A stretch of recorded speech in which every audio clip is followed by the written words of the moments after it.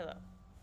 Hello, and welcome to today's video where we're going to be talking about, is it really healing you or is it just stimulating you? Really focusing on things like meditation practices, feeling your feeling practices, the internal thought work practices. So I know that we've talked a lot on this channel about how many of the kind of like really intense fasting, breathing, uh, energy healing, like there's a lot of kind of different modalities out there that we've talked about that really give that initial feeling of like something is happening, we're really healing stuff, we're getting there, we're doing something.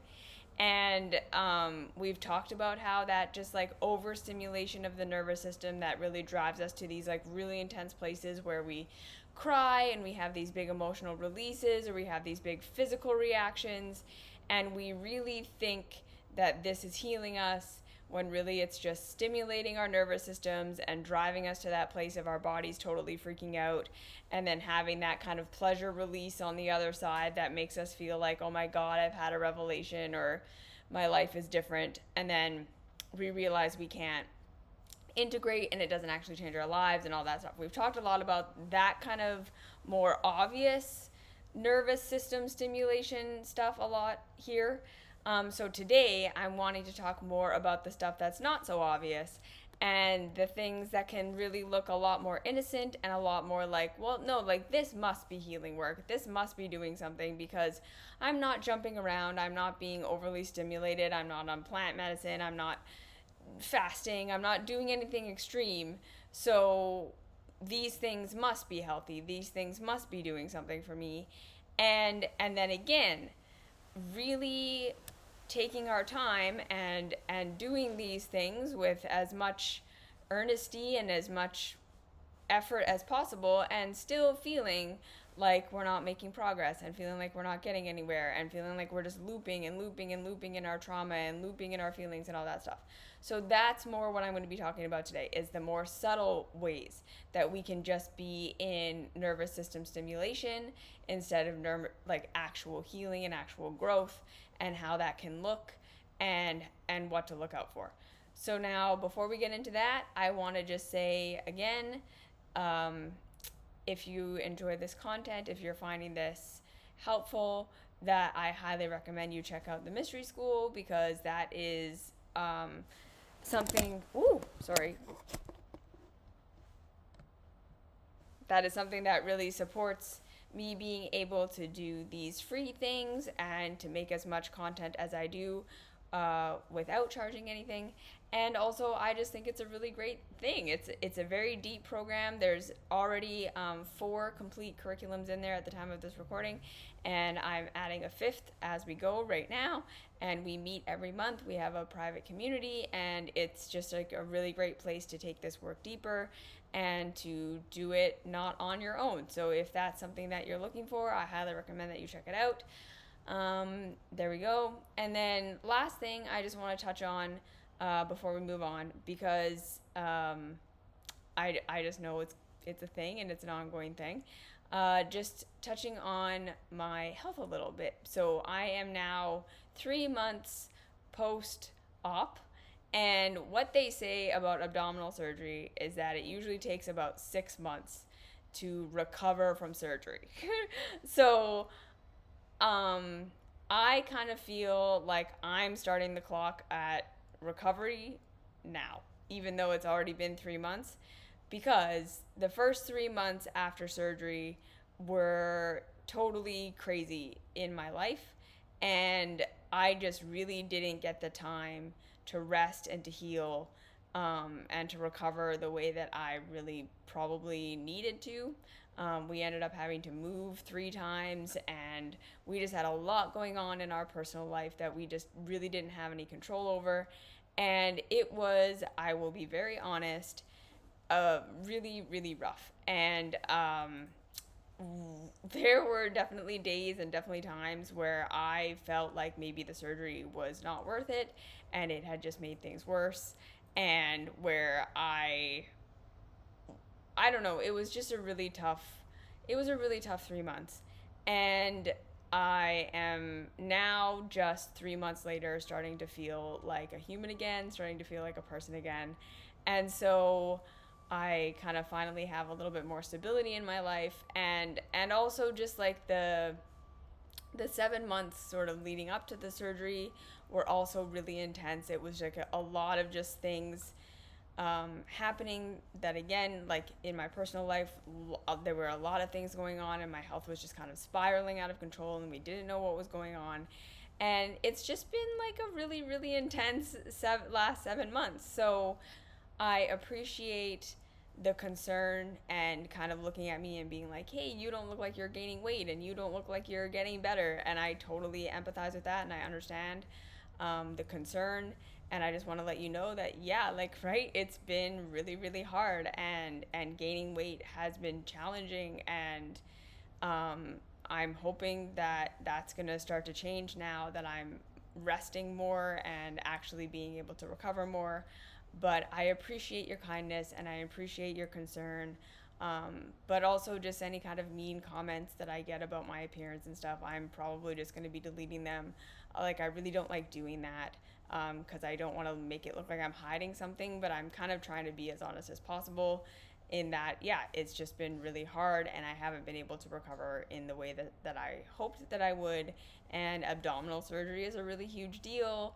And it didn't solve everything, right? Like, it definitely has made some things better, and I'm in less pain than I was before, and that is great. But my colon still doesn't work. I still have mast cell activation. Like, I still have a lot of kind of chronic health issues that are not resolved, and I don't know if they will ever be resolved. And so navigating healing and navigating gaining weight and continuing to increase my food intake while trying to just figure out like what I can eat without causing more damage and more problem, like, it's a little bit food drama every day, and all that stuff. And it just kind of is, it is what it is. And so I appreciate your patience with me. I appreciate your non-judgment, and and I have explained as much as I can. And so if there are going to be mean comments and stuff, I'm probably just going to delete them. So I just didn't want you to know that I didn't want you to think I'm like hiding something or whatever. It's just, yeah, this has been really rough and it's been really hard, and I'm doing my best and I'm okay. Like, I'm okay. I'm totally fine. I'm recovering. It's just not been easy.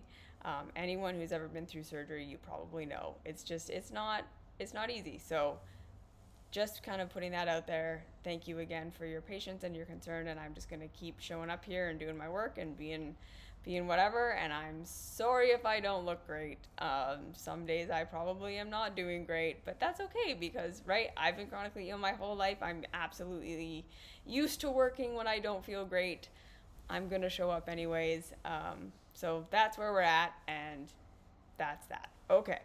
So now let's move on to the topic at hand. Okay. So the first thing that I want to talk about with practices that look and sound like they really should be healing us, and that look and sound like they are things that are not stimulating and things that are not just nervous system activation, that actually can turn out to be just nervous system stimulation and activation. And there's a reason why we're not making the progress we're wanting to make or that we think we should be making. Okay? So the very first thing that I want to talk about is this kind of idea that's out there in the healing and spirituality personal growth world, that in order to heal it, we have to feel it. Okay?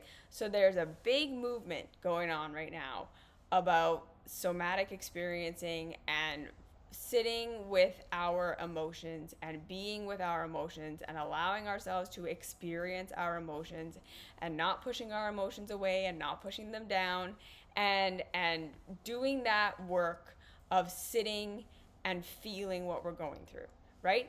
And there's a lot of talk out there that if we don't do this, right? If we're not sitting and feeling our feelings, if we're pushing our feelings away, if we're numbing, if we're stimulating, if we're coping, if we're doing something to distract ourselves from our feelings, that they're going to get stuck in us. There's people out there that say like this is what causes like physical disease, like you're gonna get cancer, you're gonna cause all of these issues because you're having these traumas and you're having these feelings, and if you don't feel them and if you don't process them, they get stuck in the body, and then we're gonna be sick and we're gonna be mentally and emotionally disturbed, we're gonna be physically ill, and it can kind of become almost like a superstition. Like when we're sick or when something is happening, we're like, oh my God, like what did I not feel? What did I not do? What am I missing? What am I not processing? And it can get into this place where we feel like we have to be sitting there and being with our emotions like 24/7 in order to be processing them. And if there is something to feel, we have to be feeling it. And and again, we can feel like we're sitting there and doing our feeling work, and we're feeling our feelings, and we're putting in all this effort to not run away from our emotions, and it feels like we're just spiraling in our emotions.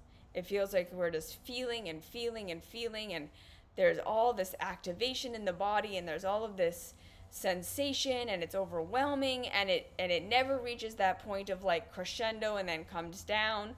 Like we get into, it's just looping and looping and looping and looping and looping, and we're wondering just like, when is this going to end, and am I doing it right? And so what I want to say about this is, like, if you've ever worked with me, or if you ever work with a really good kind of like emotional somatic experiencing practitioner, or anything like this, there is a method to this feeling work that is really important that we do, and that we do in order. Otherwise, we are not actually feeling and processing our emotions. Rather, we are just sitting. It's almost like sitting in a swamp and just rolling around in it. It's not actually processing if we don't go through this kind of process. So what is really important if we're doing our feel it to heal it work is, number one, we first have to be able to develop the witness and or the adult perspective. Okay? And this is a big step that most people who are doing their feeling work, or who are teaching feeling work, or any of this stuff miss, which makes it so that all we're doing is ruminating on our emotions and ruminating in our feelings and getting stuck in them. And we're going to talk about the thought connection, the thought work connection in a second. But if we are not able to feel our emotions and experience our feelings from a place of observation, from a place of being able to witness them, we can feel them, we can have the intense emotion, we can have the strong emotion, but we're not getting lost in it. Okay, so this is the big difference between the feeling it to heal it work that's actually healing, and the feeling it to heal it work that's just us rolling around in the muck. And my question for you to be able to determine if you're doing one or the other is, when you're doing your feeling work, are you able to separate yourself from the feeling a little bit? To be able to witness the emotion, to be able to feel the emotion from a distance? Or does it feel like it takes over your entire experience? It's everything you are, and you feel like you literally get lost in it, like it's your entire experience. Because if it's the latter, if it's becoming your entire experience, if it takes over your whole body, it takes over your whole mind, it feels like this is the only thing that exists right now. Okay? Or if you are getting lost in that childhood perspective, and this is something we're going to talk about more when we get into the like going back to old memories and things like this. But if you are getting lost in the perspective of that feeling, chances are you're just experiencing the feeling and there's no processing going on. If we are not able to observe it, if we are not able to re-establish connection to an observer self, to a grounded sensation, to an adult perspective, to your current reality that feels safe, then we are not in a position where feeling our emotions is actually going to be healing for us. This is why in the mystery school, if you work with me, if you work with a really good practitioner, they're first going to teach you the observer method. They're first going to teach you how to witness feelings as an object, how to witness emotions as something that exists within your field, that like a cloud that's passing through. They're going to help you learn to disidentify a little bit. I just started hormone therapy style stuff. Yeah, and that's great. If that's really helpful for you, I hope that that's really helpful for you. If we're not able to have that distance, we are not going to be able to actually process and move to the other side. Okay? So the very first thing that you need to establish in your practice before you try to feel your emotions to heal them, you need to establish a capacity to feel things and observe them from a grounded place. And this is sometimes why we need a practitioner or why we need someone to help us at first, because a lot of the time our emotions are very overwhelming. And the feelings that we've been pushing down for a very long time and the things that we've been through and all of that are very, very intense and very overwhelming. And when they come up, they do take over our entire experience. And so if we are not able to create that separation for ourselves, this is usually when we need the help of a practitioner or a guide or somebody. Even, like I say, the mystery school can teach you how to do it. There are lots of meditations online that teach you how to be in the observer practice. It doesn't even have to be that you hire somebody. It's just sometimes we need help learning how to witness, how to create that separation, how to see that it is not our entire experience, that this emotion is existing, and that this is not who we are. This is not where we are going to get stuck forever, so that we can experience the intensity of it. We can allow for it to come up, and we can allow it to be big, and we can allow it to be all of these things without it taking over. Okay? So if you are sitting there and you are trying to feel it to heal it, and all that's happening is activation, activation, activation, activation, activation, activation, and there's no capacity to witness, there's no capacity to step out of it, you aren't able to find orientation and safety, you get sucked into the memory, you get sucked into the trauma that it's reminding you of, you get sucked into the childhood perspective of feeling helpless and like you're drowning and like you're never going to feel different again, and you're stuck and your life is awful and you're never going to get out of this. This is not healing. Okay? That is just forcing yourself to sit in trauma. And usually that is re-traumatizing, if nothing else. Okay? So that's the first thing. If you're not able to have the witness, if you cannot ground into safety, then this is going to be something that only leads to more trauma.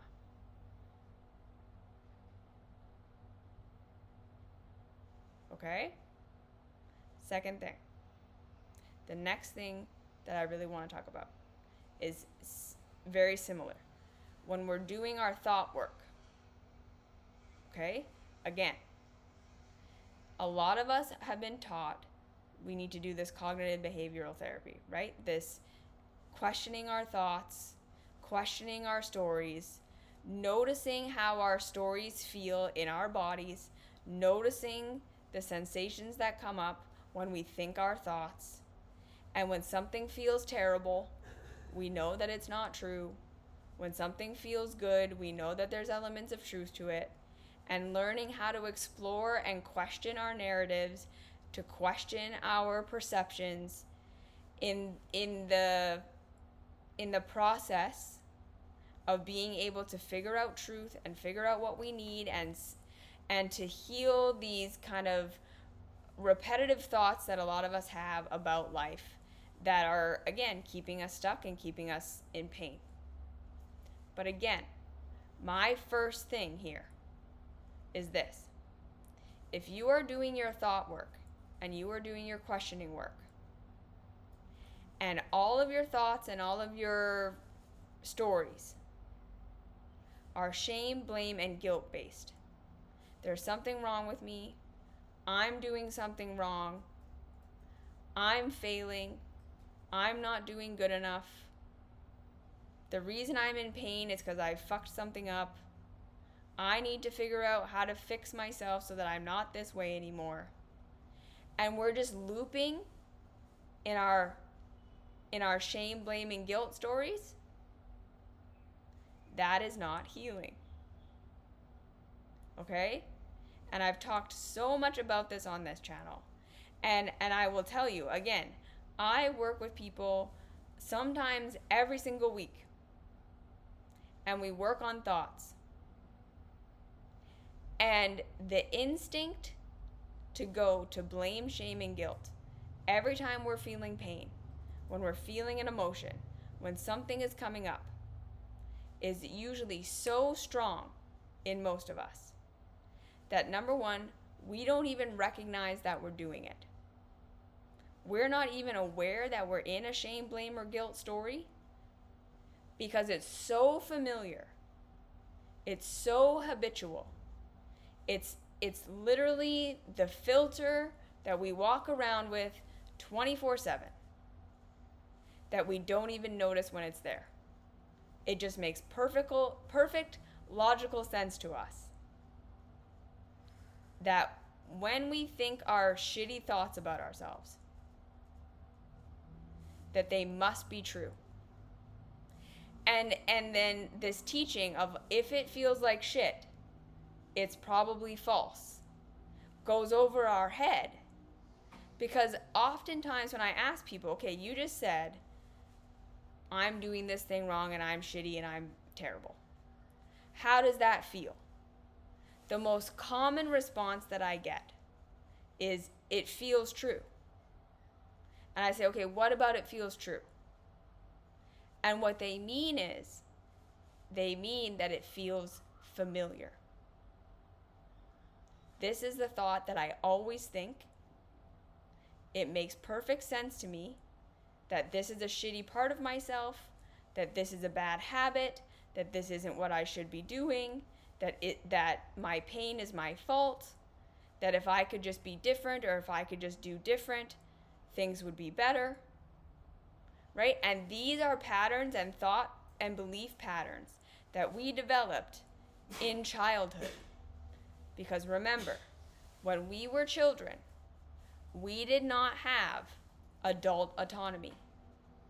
We did not have control over our environment. We did not understand how the world worked. We did not understand why we were in pain, why anything around us was happening or not happening. And it appeared to us that the only reason bad things would be happening to us was because our caregivers, who to us at the time looked like God, didn't approve of us. It would have appeared to us at the time that our caregivers, who were God, who were in control of everything, were either not providing for us, or they were antagonizing us, or they were hurting us for some reason. And that we could not comprehend. Caregivers aren't gods. Caregivers don't have perfect control. Caregivers are doing things that have nothing to do with me. caregivers are doing things that they shouldn't be doing, that they're harming me, and it's them being wrong and them being bad. We couldn't process that. All we could process is if I'm in pain, what is it about me? What is it about my behavior that is causing the problem? And that was our one sense of autonomy. That was our one sense of control. If I can change and fix myself, I am going to be responded to differently, and I'm going to get a different result. We learned to shame, blame, and guilt ourselves in response to pain so early on in life. And we learned that that is the solution, that is the reason, and that is the solution. So deeply in our nervous systems, before our logical mind was even online, before it was developed, that of course now in our adulthoods, to shame, blame, and guilt ourselves when we're in pain feels true. Number one, because that's where the child perspective feels like their power is.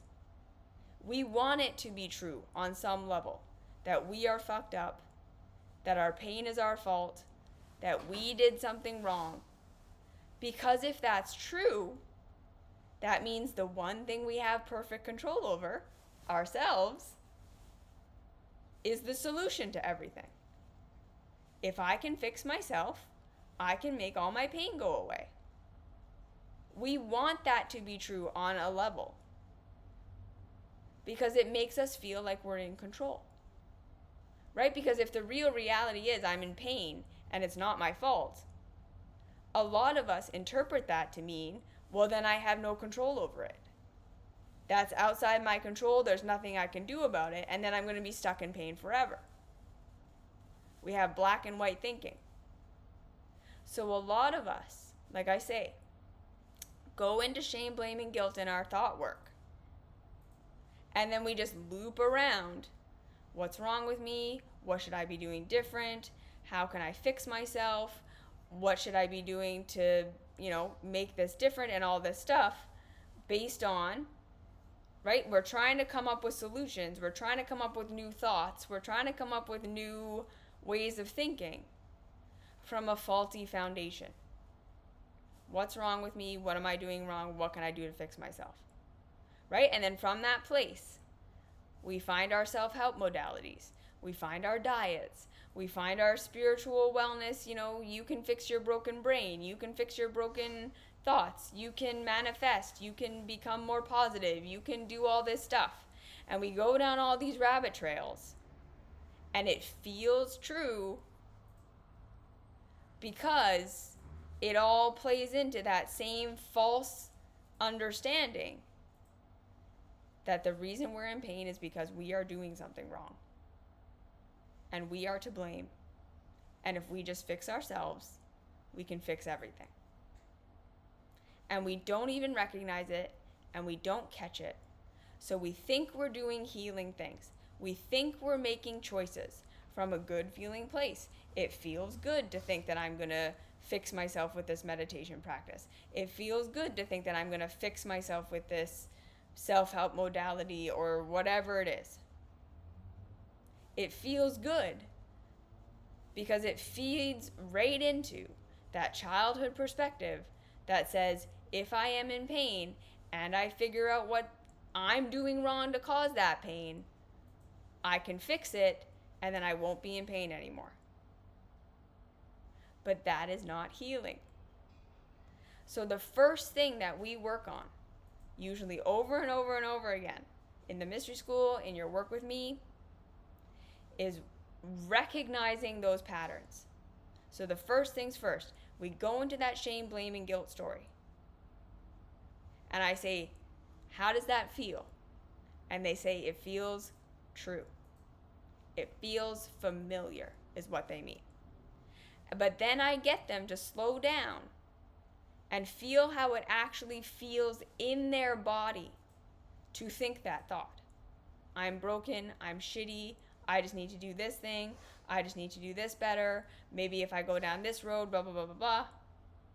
What they're feeling in their bodies is tension, that nervous system buzz of like overstimulation, of like, oh, I found the answer, I'm gonna fix myself, this is it, this is gonna be the thing that heals me, I'm gonna do the ayahuasca retreat, I'm gonna do the thing, I'm gonna do that, and it's gonna change my whole life. They don't feel grounded. They don't feel expansive. It doesn't feel, like it's actually healing. It feels contractive. It feels buzzy. But it doesn't actually feel good. And this subtle shift of being able to witness when something feels familiar but shitty versus something that feels actually good and unfamiliar is a really difficult thing to do. And that's why the mystery school is 4 years long. That's why people work with me. That's why we do this over and over and over again. Because it is so automatic. It is so automatic to go into that shame, blame, and guilt. And it's so automatic to believe every thought that follows that as being true because it feels familiar. It's really, really difficult to challenge ourselves to slow down enough to actually feel what we're feeling in terms of, is this actually feeling expansive or is this feeling contractive? And that is the second thing.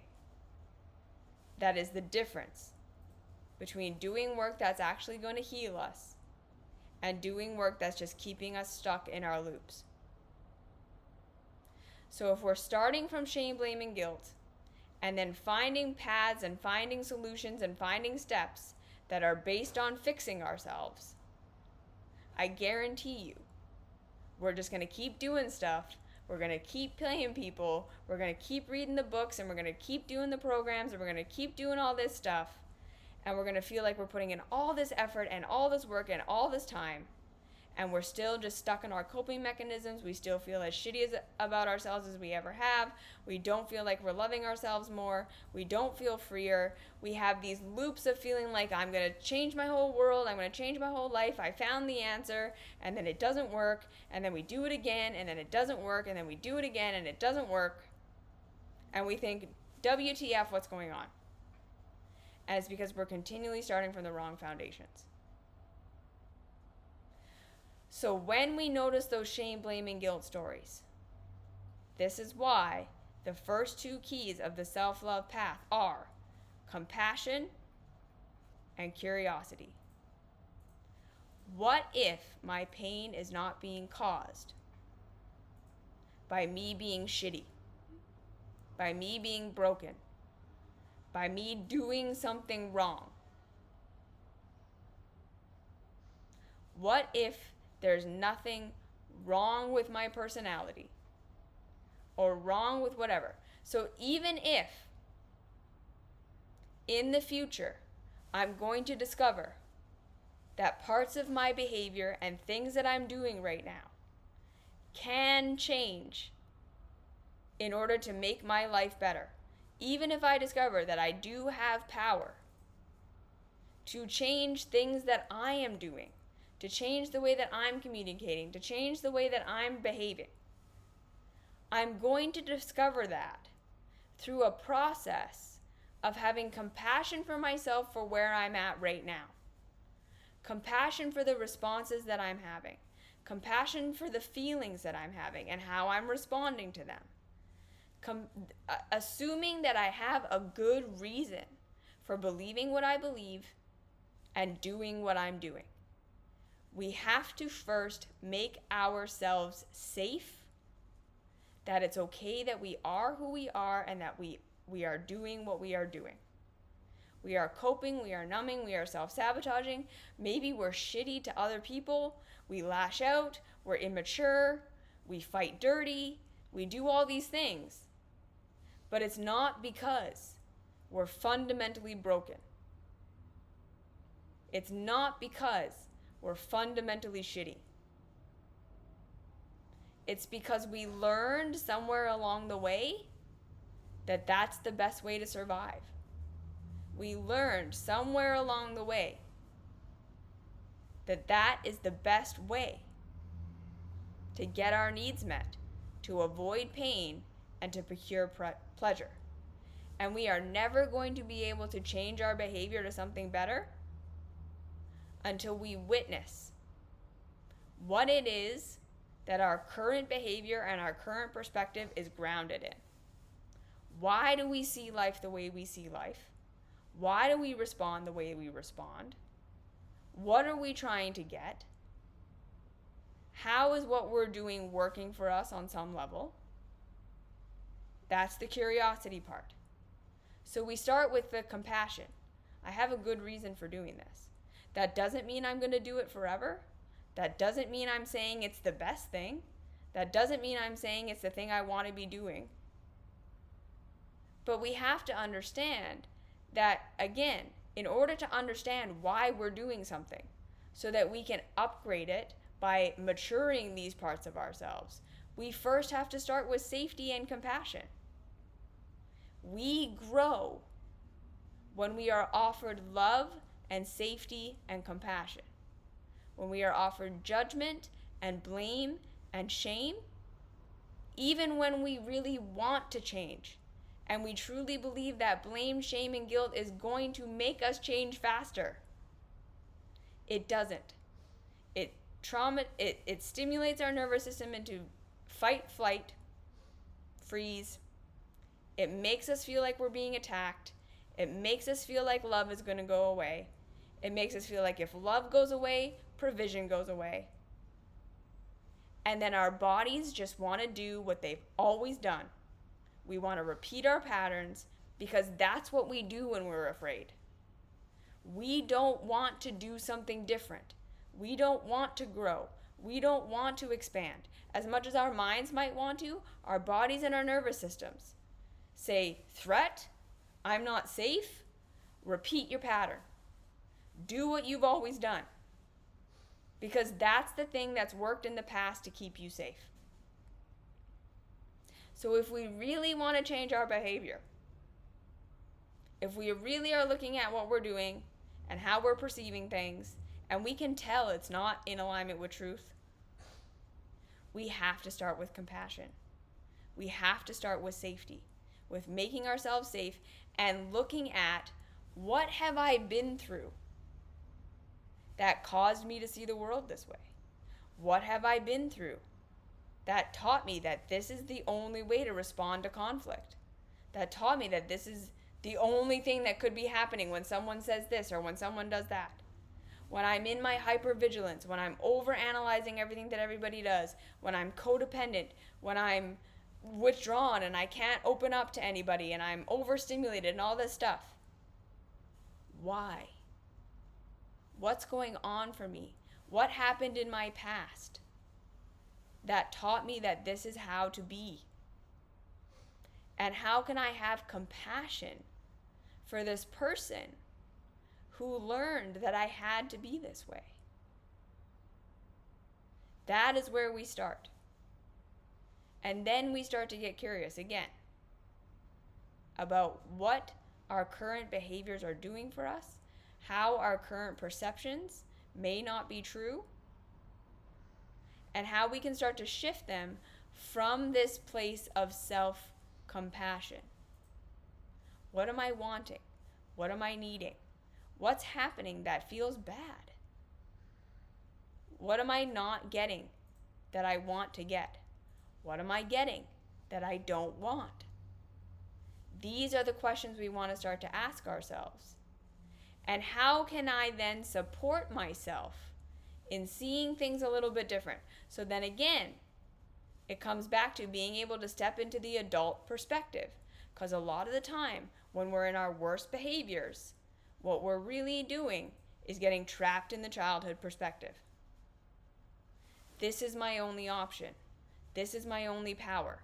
To manipulate people, to be hypervigilant, to lash out, to do all of these things.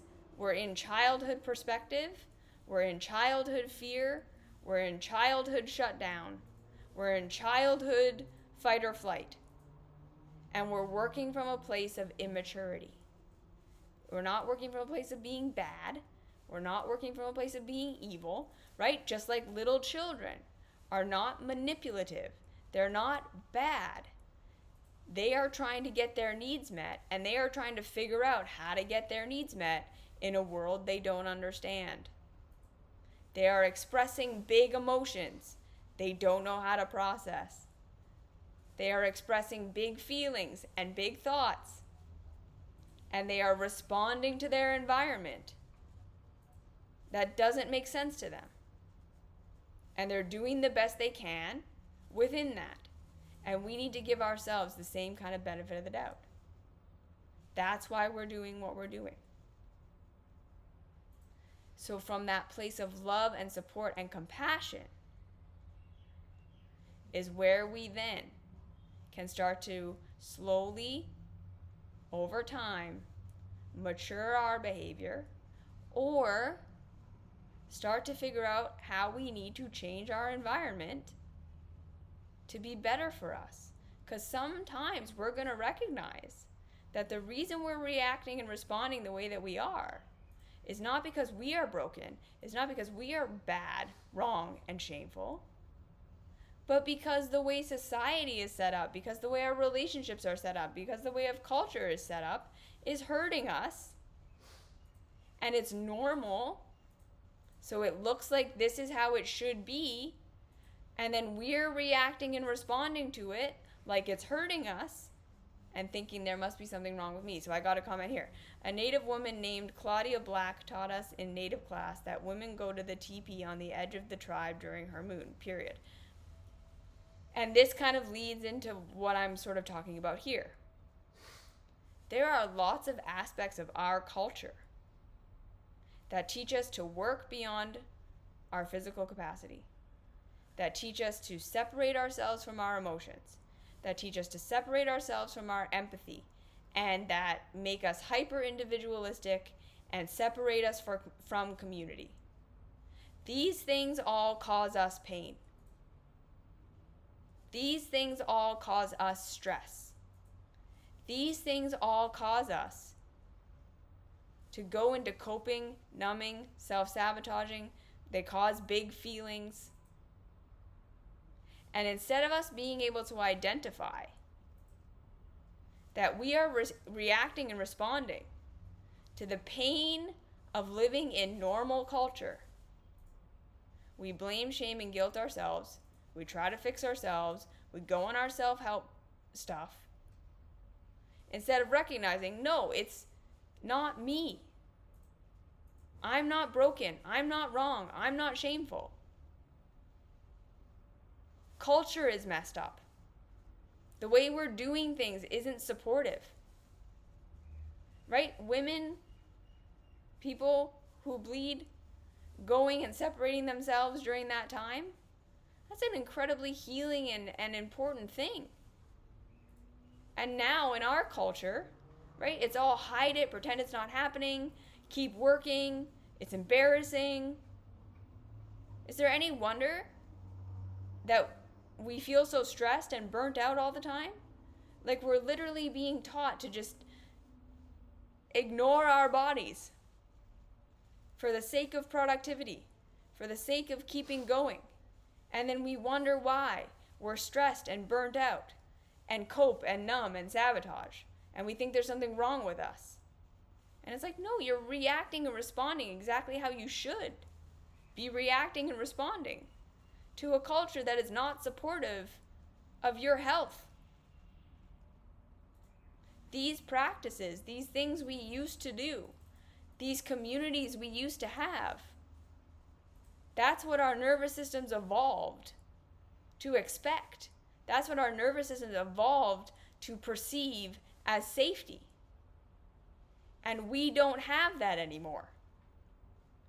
So is it any wonder that we all walk around feeling vulnerable and scared and not enough, and thinking there's something wrong with us, when in real reality, we are reacting and responding exactly how we should be to a culture that feels shitty. And it's not about fixing ourselves. It's about learning how we can start to change how we interact with culture to support ourselves better.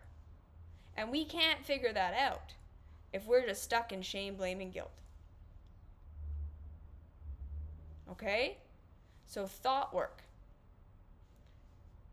If you're feeling an emotion and you're noticing that it's connected to a thought of I am broken, I am wrong, I shouldn't be responding this way, I shouldn't be having this emotion, this thing I'm doing is bad and toxic, there's something wrong with me, and you're just feeling and feeling and feeling and feeling that emotion, that's not healing. That emotion that feels terrible is coming up to tell you that the thought you're thinking isn't true. But if we're not able to actually question that thought, just sitting there and feeling that negative feeling isn't going to be healing for us. Right? If we don't have the tools to go, whoa, this feels awful. What am I telling myself? And then to be able to actually question what we're telling ourselves instead of being like, well, I'm telling myself that I'm shitty. Well, that's true. So then just sit in this terrible feeling. Do you see what I'm saying? If we're not able to connect that shitty feeling with the shame, blame, and guilt thought, and then be able to go past the shame, blame, and guilt thought, we're not feeling it to heal it. We're just ruminating on a shitty thought that's leading to a shitty feeling that we're not processing, that we're just usually then just going to be sitting there and thinking of more reasons and more evidence and more proof that that shitty thought is true, leading to more shitty feelings, and then we're trapped in a shitty thought, trapped in a shitty feeling, thinking that we're doing our healing work, and then it leads to self-help and self-improvement, and we just do our cycles over and over and over again. You see? You see how this pattern can play out? If we don't know how to witness, and we don't know how to actually question a thought that feels terrible, we don't even know how to identify a thought that feels terrible, and that it's wrong, and then how to question it, because it just feels so obvious and true to us, and we have all this evidence to support that it's true, and that's exactly the thing. When you work with me, it's always going to be, yeah, but I have this reason why it's true, and this reason why it's true, and this, and it's like, yes, you've been building this story since you were 3 years old. Of course you have all this evidence to prove that what you're saying about yourself is true. But if it feels terrible, it isn't. So that's that. And then the last thing, right? When we're trying to process our past, and it's the same thing. If we're going back to memories of trauma, if we're going back to memories where really awful things happened, and we're feeling the feelings that we weren't able to feel in the moment, and it's all coming up, and we're revisiting these things. Again, if we're not able to ground into that adult perspective,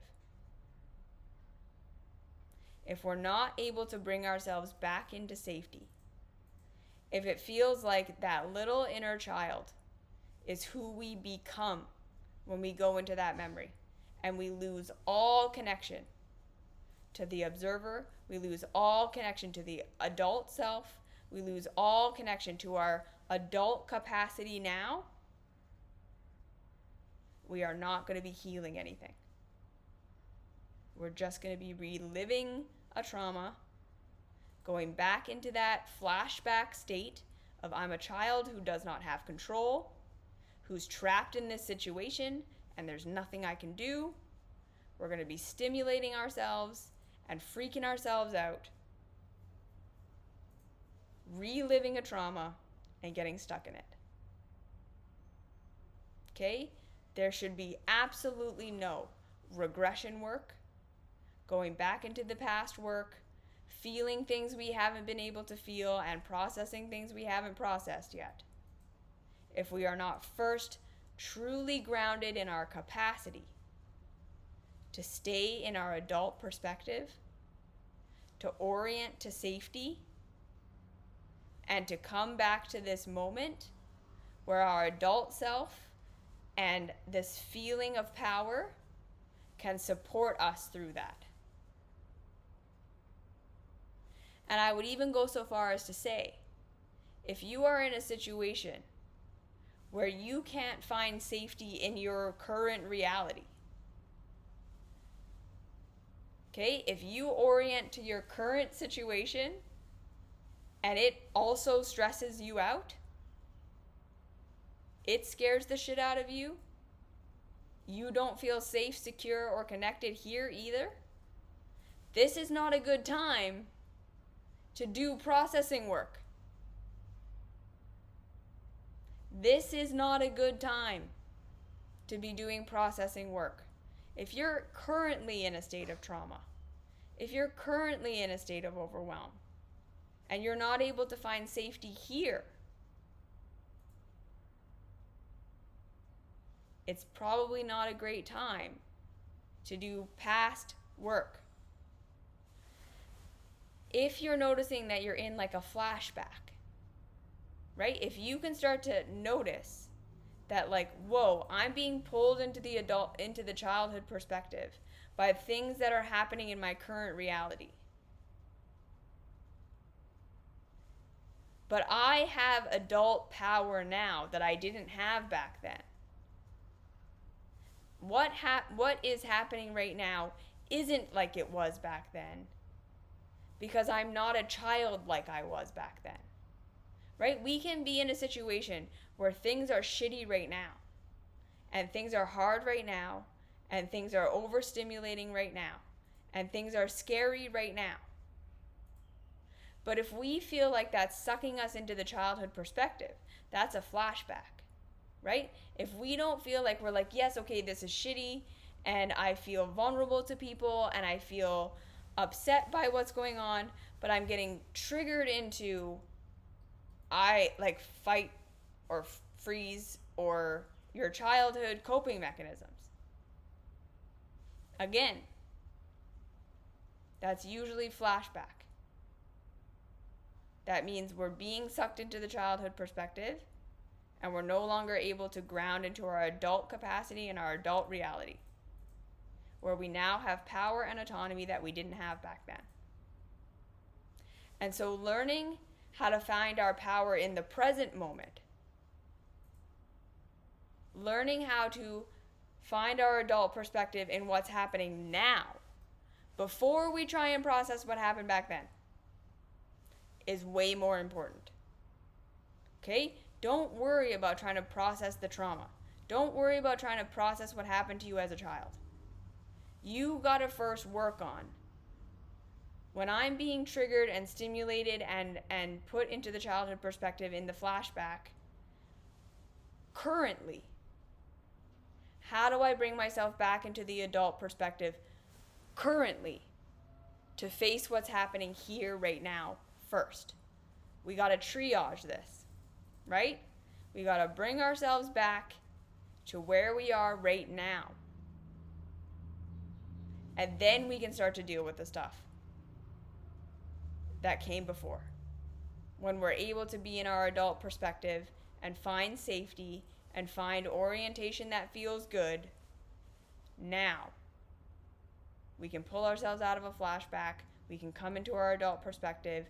We can figure out where we have power now, and it's not like how it was before. Then we can start to process that stuff. Okay, we have to put it in order. So if you're being triggered and stimulated by things that are happening right now, in your relationships, in your job, in your life, and it's triggering you into helplessness, hopelessness, I can't do anything, I'm a child, you first need to work on, how can you establish your adult perspective now? How can you establish, okay, no, right? I'm not helpless like I used to be. I'm not trapped like I used to be. Even if I'm not as powerful or as in control as I would want to be, I still have more power and control than I did as a kid. Can you find where you have power and control now, where you are more capable than you used to be, where people letting you down and things going wrong is not the disaster it used to be. You can handle it. You can figure it out. You can ground yourself into that first. And then you do your processing work. And then the last thing I'll say is, again, a lot of the time, if we've got a lot of chaos in our lives, we need to deal with that to a degree. Because, of course, none of us are going to get rid of all the chaos in our lives. Even me, like someone who does this work for a living, like I just talked about, the last 7 months, the last 3 months have been very chaotic. And a lot of it was totally out of my control. And working on cleaning up the chaos was what I was focusing on. Because I know that processing the trauma of the surgery and all that stuff, I need to be in a safe place in order to be able to do that. If I've got all these other balls in the air and stressors and stuff going on, I'm not really going to be able to establish that safety and that groundedness that I need in order to process what I went through in the past. So sometimes we're not at a place where it's even reasonable for us to be trying to process the past, because the rate now is too chaotic. We need to have some order and some structure and some safety and some grounding created in our everyday life first. And then we can start to work on the past stuff. So I really want to put that out there as the last thought, right? If your life is all chaos and it feels like you're out of control and it feels like you can't ground it into the adult perspective and you don't have a witness self, you're not able to separate from your emotions, you're not really able to question your thoughts, you pretty much believe everything that you tell yourself. This is not a good time to try to sit and feel your feelings. It's not going to be healing. We got to work on these things in order. There needs to be a method. There are prerequisites. Okay? So again, that's why the mystery school is ordered the way that it's ordered. That's why when you work with me, this is the order we do things in. I'm going to keep saying it over and over and over again in my free content. Hopefully anyone that you work with or anyone is not trying to force you into healing or, feeling work before they address all these other things, before they give you the foundations to be able to do this work. Because otherwise, it's just going to be re-traumatizing. Okay? So that's what I wanted to say today. There are lots of things that look like they should be that healing work that's grounded and inside and not stimulating, that actually is just re-traumatizing. We need to put these things in order. We need to do these things slowly and methodically. We work up to it. We build our capacity over time. It's not something we do overnight. Not everyone is ready to just sit in their feelings. Not everyone is ready to even do their thought work yet. We have to learn how to do these things. We have to build the adult perspective. Sometimes we need to build in the unconditionally loving presence perspective. That's a huge thing that I work on with people, so that we don't feel alone. Sorry. One step at a time. Otherwise, it's just more reliving pain. Okay? So I hope that was helpful. I hope that gave some clear instruction. I hope that explained why things might not be working if you're doing it over and over again and it feels like you're not getting anywhere. One step at a time. We got to build these things one step at a time. All right? Okay. Thank you for being here. Thank you for listening. I hope that was helpful. You are not broken. Come check out the Mystery School. Check out all the free content on YouTube and Instagram and my blog, all the places. I hope you find help here. And I am sending you so much love. And have a fantastic week. And I'll see you next week. Bye.